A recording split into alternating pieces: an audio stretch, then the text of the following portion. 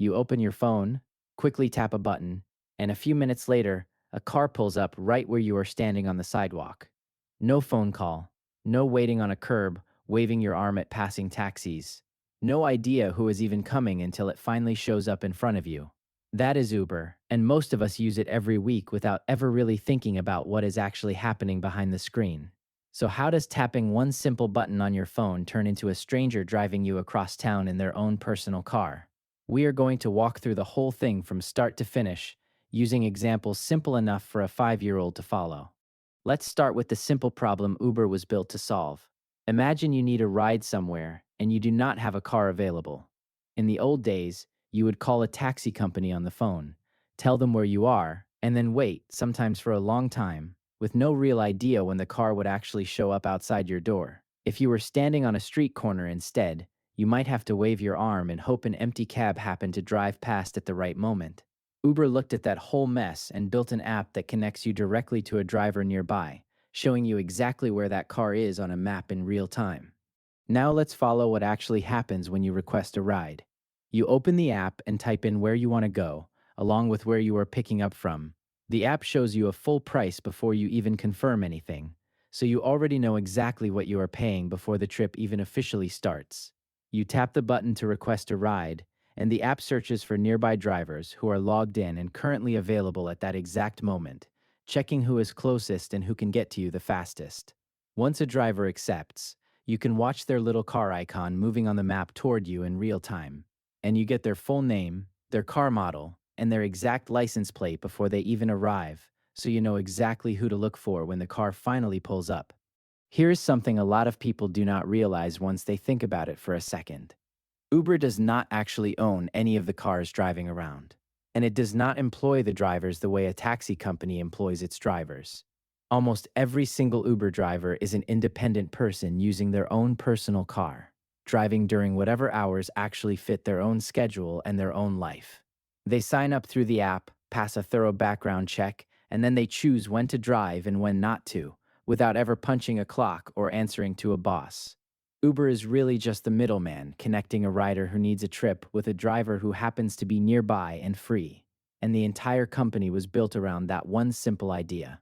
That brings us to how the price actually gets calculated, which surprises a lot of people the first time they learn about it. The app looks at the distance of your trip, how long it is expected to take, and how many drivers are available in your area right now, compared to how many people are requesting rides at that same moment.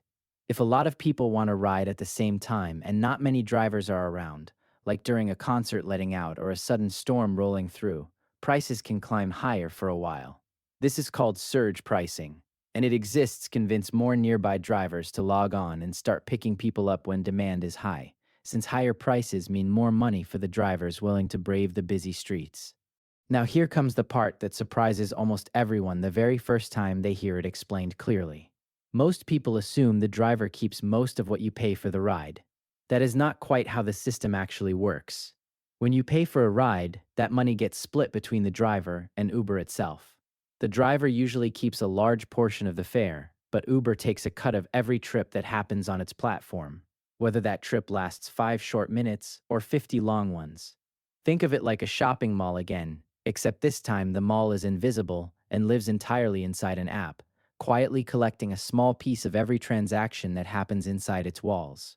Multiply that small cut by millions of rides happening every single day all around the world, and it adds up into an enormous amount of money without Uber ever having to buy a single car or pay a driver a regular salary every 2 weeks.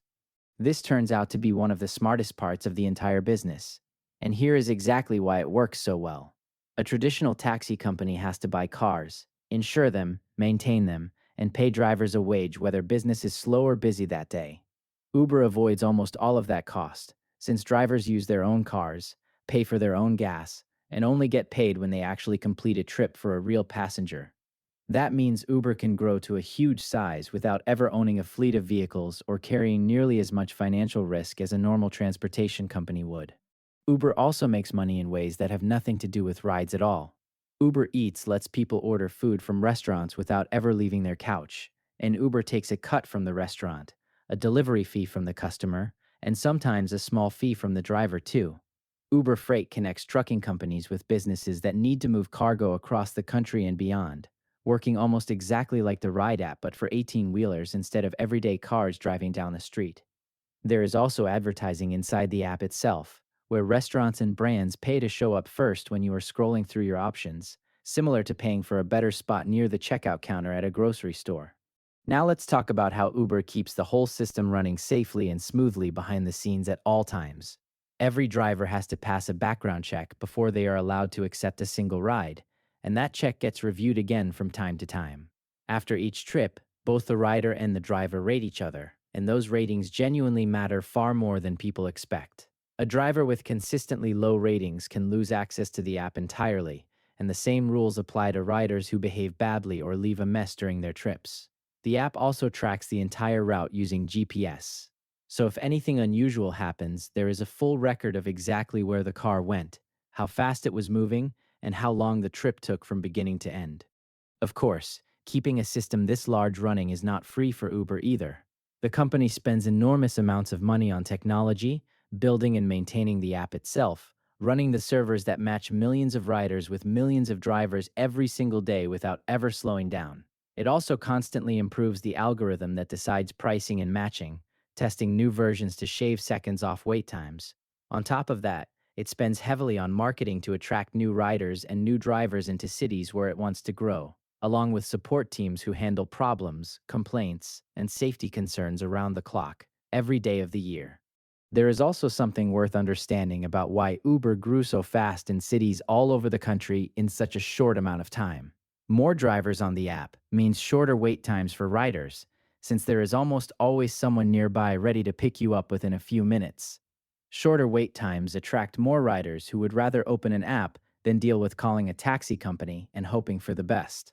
More riders mean more trips happening, which means more money for drivers to earn, which then attracts even more people willing to drive during their spare time. That cycle kept feeding itself, city after city, until Uber became something millions of people rely on every single week, without giving it a second thought. So what does all of this add up to? Uber is not just an app that calls you a car, even though that is exactly how most people picture it every time they tap that button on their phone waiting for a ride. It is really a technology company that connects millions of independent drivers with millions of riders, takes a small cut of every trip, and expanded that same idea into food delivery and freight along the way.